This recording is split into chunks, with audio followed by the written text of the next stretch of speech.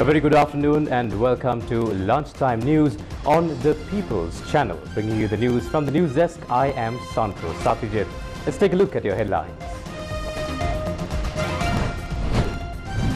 2 people dead in three-wheeler train collision in Galle. Health Ministry officially admits Sri Lanka's dangerous levels of malnutrition. Do not increase electricity charges. Education Minister requests in Parliament. February මැද වෙනකම් විභාගයක්. එතකොට විදුලිය කපන්නත් බෑ. විදුලිය වැඩි කරන්නත් බෑ ඔය කාල සීමාව තුල. Why should profit-making institutions be restructured? An explanation from the Presidential Trade Union advisor. World AIDS Day. Doctors say meeting targets amidst the medicine shortage will be a challenge.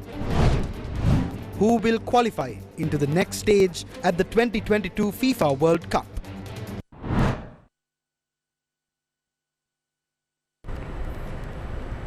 A Sri Lankan and a Russian died after a three-wheeler collided with a train in Galle on Thursday morning. Sri Lanka police said the Russian was a female and the train was travelling from Bilyatha to Valmiera. The three-wheeler had caught fire following the accident at the Maharamba railway crossing in Galle. Sri Lanka Railways said that there may be minor delays in operations.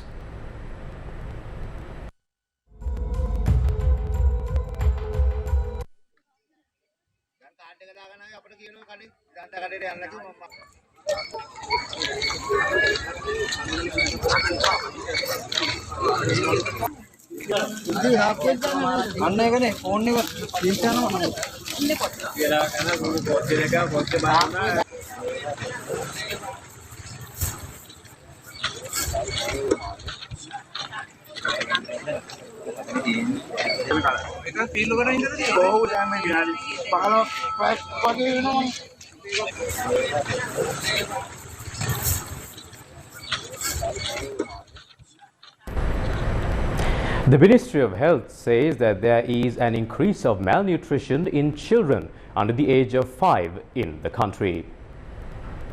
අවුරුදු 5ට අඩු දරුවන්ගෙන් 95ක් අපිට පෝෂණ තත්ත්වය ඒගොල්ලන්ගේ කොහොමද කියන එක පිළිබඳ වාර්තා ලැබිලා තියෙනවා. We have received reports regarding the nutrition levels of 90% of children aged under 5 years. We see a rise in levels of malnutrition, especially the percentage of underweight children is 15%, which means there is an increase of 3%. There is also an increase of 2% in unusually short and skinny children as opposed to last year. The Ministry of Health and the government are both taking steps with regard to this situation. We also know that there is also a presidential task force with regard to this. In addition to this, committees have been set up in all levels of government with regards to nutrition and food security. We are looking to increase food security and reduce the state of malnutrition among children. දරුවන්ගේ මන්ද පෝෂණය තවදුරටත් අවම කරන්න අඩු කරන්න කටයුතු කරන්න. Dr. Chamal Sanjeeva, chairman of the Doctors Trade Union Alliance on Medical and Civil Rights, said that the government should immediately prepare plans to face challenge in terms of malnutrition. According to the monthly report on the nutritional month, for the first time the Health Ministry has officially admitted that Sri Lanka's malnutrition levels are at a dangerous level. As a trade union, we have been speaking on this since September. The Health Ministry rejected the report of UNICEF.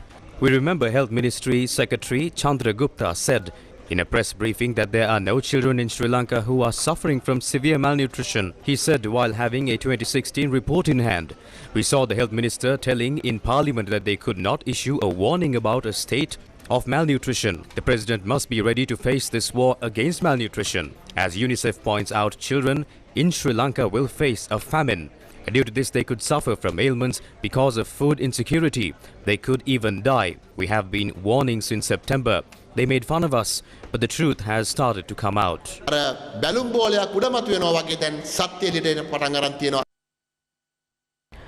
Attorney Amila Egodamahawatta expressed sentiments regarding Dr. Chamal Sanjeeva, who is facing a suspension regarding a revelation he made about malnutrition at a press conference in Colombo yesterday.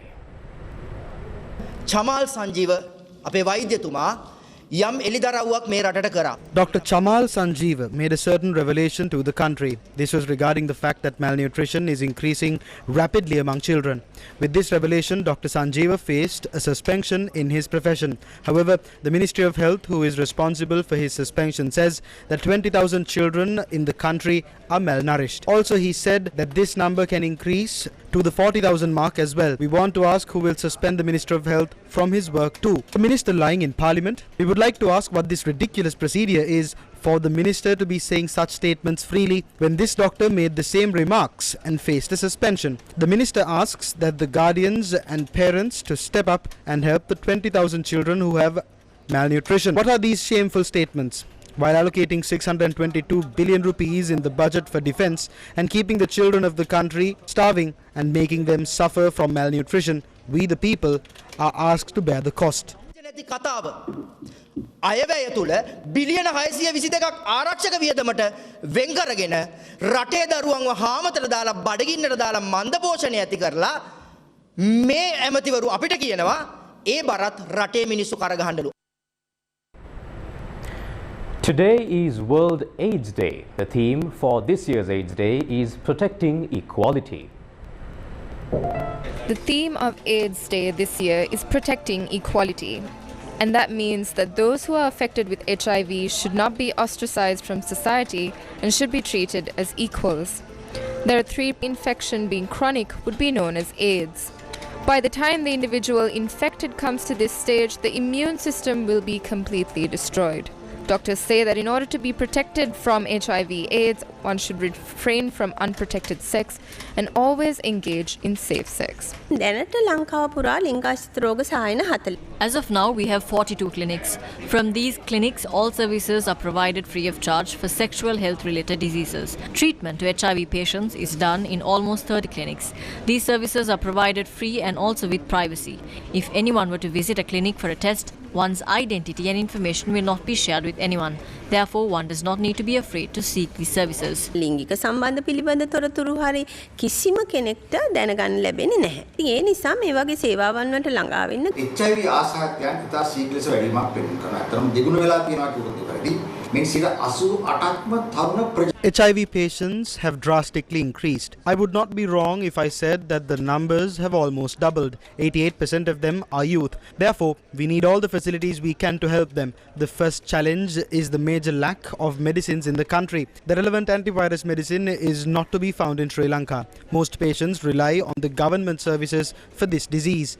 There is also an issue where the medicine given monthly by the Colombo laboratory is now given weekly.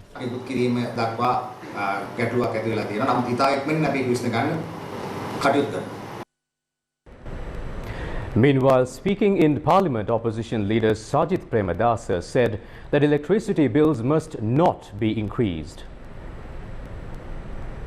The opposition leader questioned the House as to how people can get by on their day-to-day lives after Cabinet approved an electricity bill increase. He pointed out fuel prices are not being changed with the changes of global fuel prices. He added that at a time when school children are suffering from malnutrition while not being able to afford stationery items for their educational purposes, the government must be more humane. He urged the government to allocate funds to children and mothers of Sri Lanka instead of increasing the electricity bills. Adding to the comments made by the opposition leader of the House and Minister of Education Susil Premajayantha said that an increase of electricity charges would affect the students sitting for the advanced level examination on the 23rd of January to the middle of February 2023.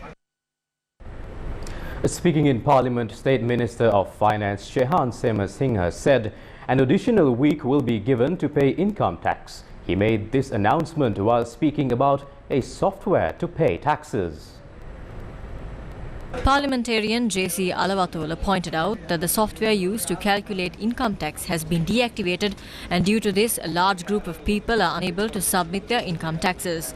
He questioned the House as to whether this happened accidentally or a deliberate attempt by someone. In response to State Minister of Finance Shehan Singha said November 30th is the deadline for everyone to submit their income tax report. State Minister said due to this deadline, traffic was observed in accessing the platform.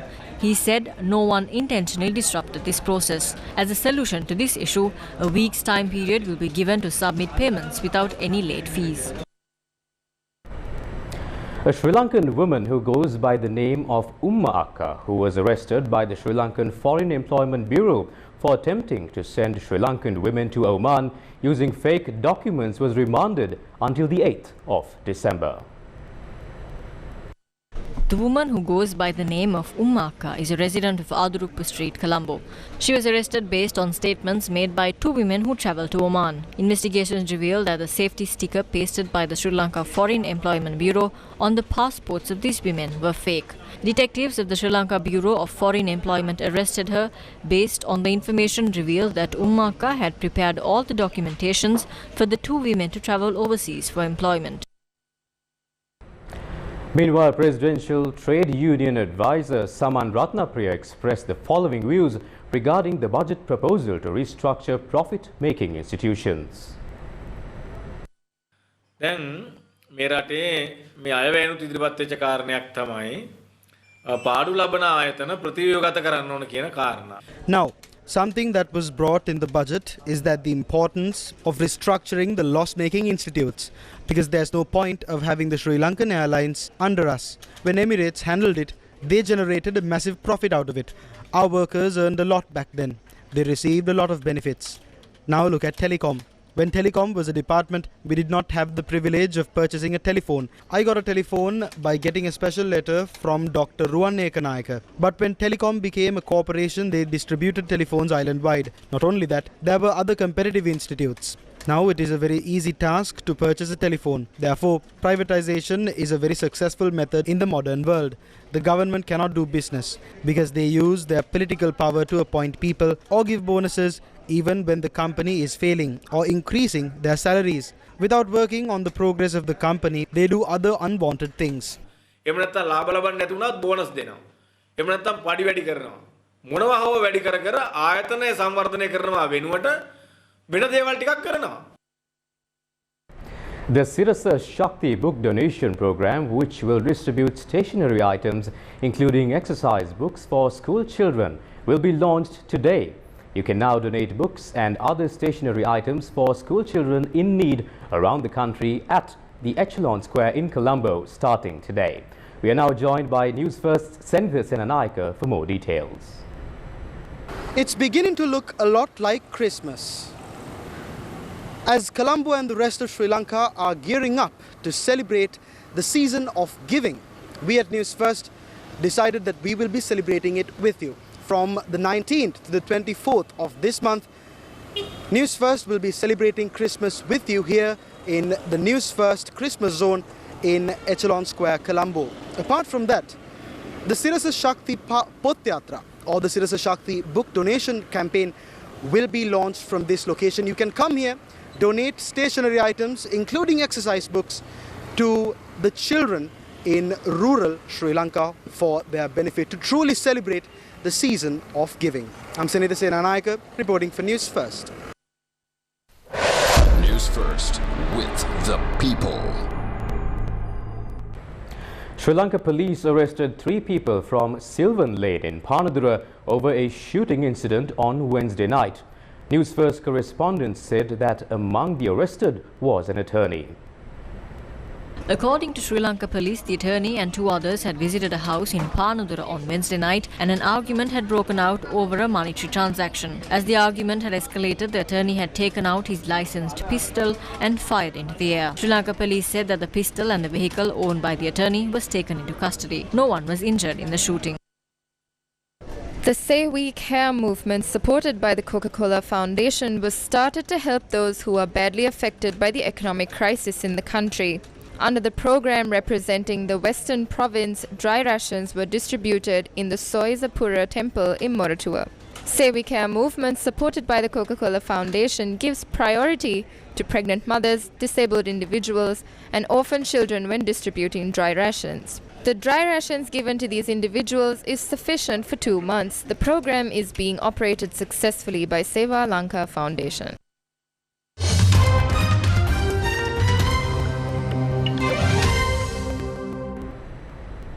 And taking a look at news overseas, the ISIL announced the death of its leader.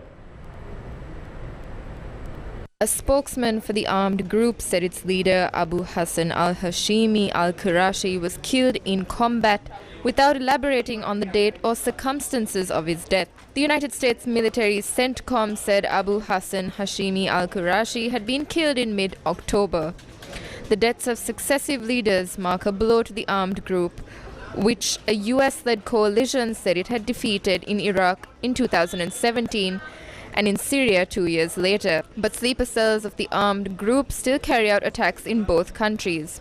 Abu Hassan al-Hashimi al-Qurashi is the second ISIL leader to be killed since founder Abu Bakr al-Baghdadi was killed in Syria's Idlib by the US in 2019. And in more news overseas, South African President Cyril Ramaphosa is facing a possible impeachment threat over the Farmgate scandal. State The president has been accused of covering up a $4 million theft from his farm in 2020, including kidnapping and bribing the burglars into silence. A leaked report from an independent panel has found that Ramaphosa abused his position and may have broken an anti-corruption law. He has denied wrongdoing and said the money was from selling buffalo. The panel's findings have been handed over to Parliament, which is set to examine them and decide whether or not to launch impeachment proceedings next week. Ramaphosa is less than a month away from a conference which will decide if he can run for a second term with his party, the African National Congress, in 2024. The incident could be particularly damaging as Ramaphosa ran for office on an anti-corruption ticket. The Chinese city of Guangzhou eases COVID curbs after protests. Now, officials in the southern city announced the lifting of harsh COVID restrictions after protests against the zero COVID policy. China has imposed widespread lockdowns and travel restrictions and conducted mass testing as part of its zero COVID policy that has been generating rising anger. COVID restrictions have been eased in most parts of the world. The demonstrations, which spread over the weekend to Shanghai, Beijing and elsewhere, have become a show of public defiance unprecedented since President Xi Jinping came to power in 2012. But with record numbers of cases nationwide, there seems little prospect of a major U-turn in the zero COVID policy that President Xi Jinping has saved lives.